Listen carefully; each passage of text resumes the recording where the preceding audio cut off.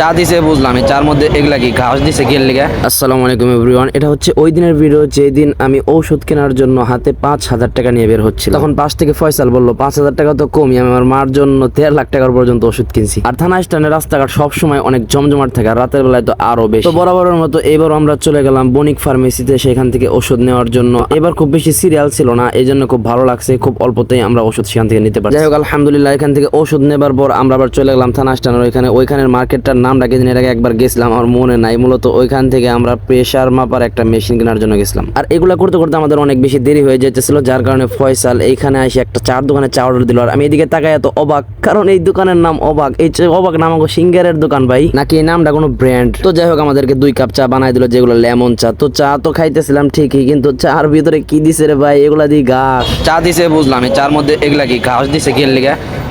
Direct ঘাস ঢুকাই দিচ্ছে চার মধ্যে। তোরটাও ঘাস দিছে না? চাটা খাওয়া শেষ করার পর প্রেসার মাপার মেশিন কেনার জন্য যখন গেলাম, তখন এই প্রেসার মাপার মেশিনটা ভালো কিনা এটা চেক করার জন্য সর্বপ্রথম ফয়সাল দ্বারা টেস্ট করা হলো। তো যাই হোক আলহামদুলিল্লাহ, প্রেসার মাপার মেশিনটা ভালো ছিল। আমরা কয় টাকা জানি 1800 কত জানি নিল, বা নিয়ে আইসা বললাম।